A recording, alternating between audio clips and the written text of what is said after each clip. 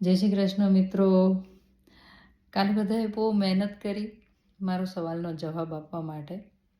એના માટે ખૂબ ખૂબ આભાર. અને ચિંતા નહીં કરો, આજે હું કોઈ સવાલ પૂછવા માટે નથી આવી.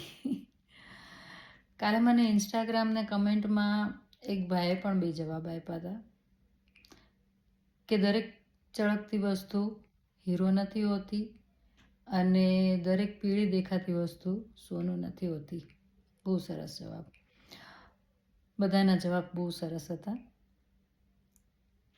મજા આવી. આજે હું એક વાત કહેવા માટે આવી છું